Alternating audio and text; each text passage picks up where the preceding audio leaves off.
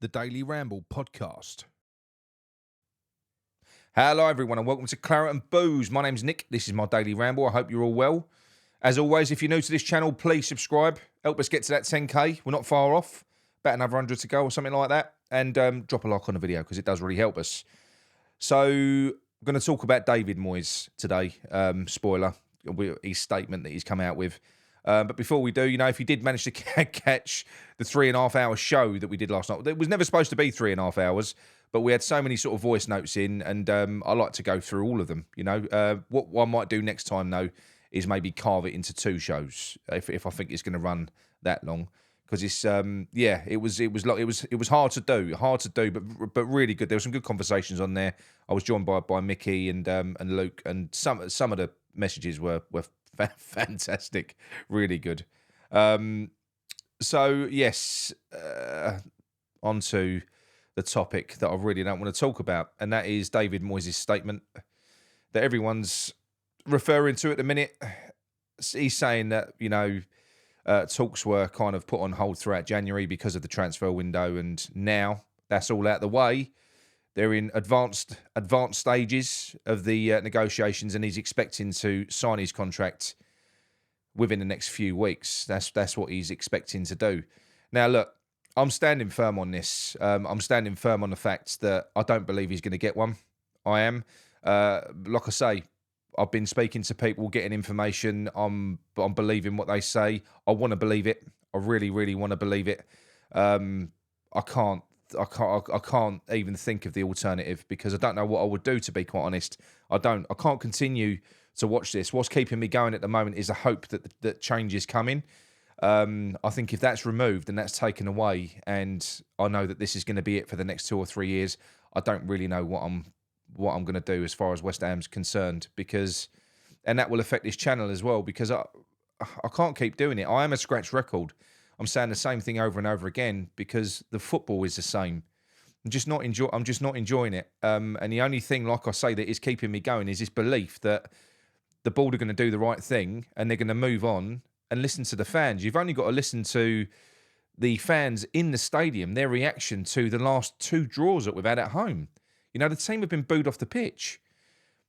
It's time now. You've only got to look on social media. The vast majority of people, they want him out. They want him gone now. They want to move on. They've had enough. They've had enough of this.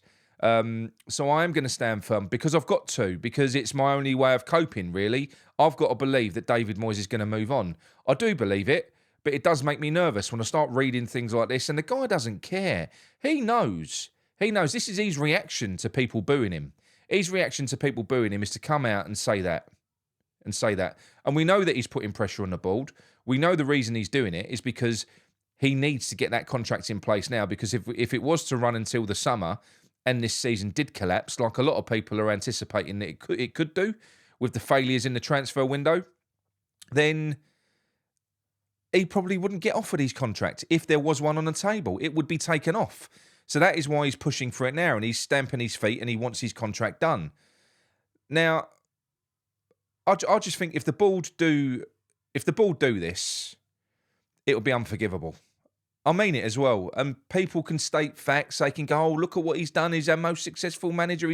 He's killing the fucking like Sullivan just pulled a bit of the soul out of West Ham by moving us from Upton Park to that place that we play football in now, to that fucking Thunderdome. What they've done now is they've stripped enjoyment out of watching football. They've done that as well. So they're taking a piece away. Like I said before, in 12, 13, 14 years of Sullivan's tenure since he's been here, we've had 8 years of Allardyce and Moyes. That's what he's given us. He doesn't give a shit about giving us anything good to watch. And I know we've got sections of fans that don't care about the football, but there is a massive section of the fan base that do. There's a big section of the fans that do and will continue to care about football. The amount of people that tell me they don't even follow West Ham, they don't watch West Ham anymore now. And that's only because of the last year or so. And they're lifelong supporters. And it isn't just because of the football, it's because of the fan base. They're at each other's throats. And I'm not accepting it. I'm not accepting this. I can't. So there's nothing I can do. I can't sack David Moyes. I can't. But the fact of the matter is, all I can do really is practice what I preach and stop watching them if they renew his contract. Stop altogether. Because there's no point complaining about it if you're not going to do anything about it. There's no point. You know, if they was to give David Moyes his new contract and then you go and renew your season ticket, don't fucking complain about the football next year. Don't complain about it. Because you're supporting the club, you're facilitating it, you're giving them what they want. The only way that you could possibly affect anything now, because they clearly don't care about the entertainment, the only way that you could do it is by visibly embarrassing them. And visibly embarrassing them would be an empty stadium. It would be. And I know that people say, oh yeah, well, you let season ticket go, someone else will come in. No, they won't. If we're not in Europe next season and the likes of Paqueta and players like that are gone and all you've got is Moyes ball, but there's no status attached to what we're doing, which there is at the moment because we're a European team. We're sixth in the league at the moment currently. It won't be. The tourists won't be coming over there as much. It won't be as glamorous. They'll be relying on the diehards that they're currently showing complete contempt for. And look, I do know that there are diehard fans that love Moyes as well. That's fine. But the fact of the matter is, this is supposed to be a game for the fans. And they're brought in, he brings in these managers that divide us. You know, they do divide us. If we ever have a period of time, a period of play in our history, when we had Redknapp, great periods under Pardew, when we had Bilic, everyone's galvanised, everyone's happy because there are fans that only care about results, and providing they're getting their results, they're happy. But like I've already said, there's fans that care about the football. And it's fucking sickening. It really is. And it makes me hate that bastard even more, Moyes. It does. I'm sorry. Like I said to you, it's arrogance. Arrogance on his part. He heard the boos after that game, and then he comes out and he says that. Well, I'll tell you what, mate. I'll tell you what, good luck. Good luck in that stadium, because we're booing draws whilst we're in sixth place. If this season starts going downhill and it's announced that he's been given a new contract, then Jesus. Honestly, you expect Burnley on steroids. That's what you'd be looking at if it did start to go to shit. And there would be a massive amount of people that wouldn't renew their season tickets, as well as there will still be some that are not happy but will continue to renew. You know, and like I'm not gonna say that you're wrong for doing it. That's your choice. It's something you've always done. But like I've already said, at this stage now, I think at this stage, if you're not happy, but you continue to renew and you continue to go over there and you continue to line that little bastard's pockets, he ain't going to change, is he? But like I said to you, that's my thoughts on what I don't know how I would react if they gave him a new contract. I don't. Like I said, I don't think I could continue to keep on putting myself through this, because I've already said I am a scratch record. It's getting more and more difficult to watch the games and then try and report on it and do stuff like that. I can't. It's horrible. I'm not a gaslighter. I can't come on here and just pretend everything's okay and just. I don't do that. We started doing this so that we could be honest and have fun and stuff like that. And it's yeah. And I can't keep on just saying the same thing over and over again. You know, if David Moyes gets 2 to 3 years, we've got two or three more years of him. I can't do this for another 2 or 3 more years. I can't. You just can't do it. And I'm not going to enjoy the football anymore. I'm not going to learn to love it. It ain't going to get no better. The more David Moyes imprints himself on this team, the more players that go out and Moyes players comes in, the shitter we get. The worse we get to look, the worse it gets. It's going to get more and more ugly, more and more unpalatable for people like me. I can't stand it. I can't. But like I said to you, I don't think that's it. I don't think that's going to happen. I do think that the Board are kicking the can down the road. I don't think that I don't think that they want to give him a new contract now. They would prefer to leave it until the summer. If that is the case, I think that they would prefer to leave it till the summer. But like I said, David Moyes is probably in a situation now where he's demanding his contract now. He's demanding it because, look, even a blind man can see a collapse come in the second half of this season, and he's done very well in terms of results in the first part of this season. We're still in 6th place after 22 games. It isn't going to get any better for Moyes. So he knows this is his best chance, his best moment of getting that contract. And what I imagine that David Sullivan would probably be fearful of would be if David Moyes threatened to walk. If he says, if you don't give me my contract, I'm going. I'm going to leave. And then he walks out, the season collapses, and it looks like it's collapsed because David Moyes is gone. So, and we know that David Sullivan only cares about the media attention. He doesn't really care about us inside the stadium. He knows that the media, the national media, think that we're all a bunch of whinging bastards anyway. You know, we're entitled. And that's what he cares about. He cares about what the mainstream media think. So I think he almost needs David Moyes to fail, to collapse this year, to justify him getting rid of him. I think it's that pathetic. I think that for him to let him go, he would need him to fail and collapse this season. But if the only way of keeping David Moyes here in that position would be by giving him some form of contract, then would I put it past Sullivan? No, I wouldn't. I wouldn't, because I think Sullivan would shit himself. I think he would. I think he'd start panicking, thinking how bad he's going to look because he mistreated the guy that got a 6th place, 7th place, won us our first trophy in 43 years.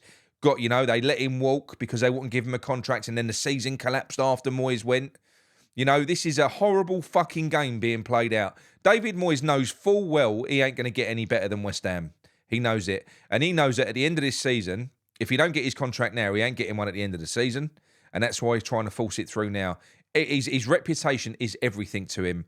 So if he's got half a brain, like I've already said, he can probably see a dip coming at best, a dip to a massive fucking collapse coming second part of the season.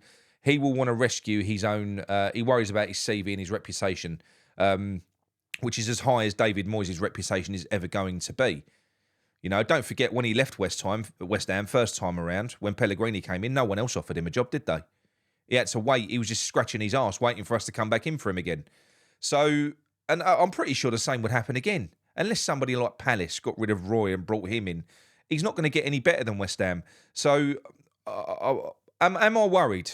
Yeah, I'm worried. I am worried. I'm worried that Sullivan is going to do. I'm worried that Sullivan could do it. I am. Do I think that the information that I've been getting is wrong? No, I don't. I think that these are discussions that, like I've already said, Sullivan is a basket case. He changes from game to game, from week to week. The guy is unstable. He's fucking mental. So you never know actually what is going to happen.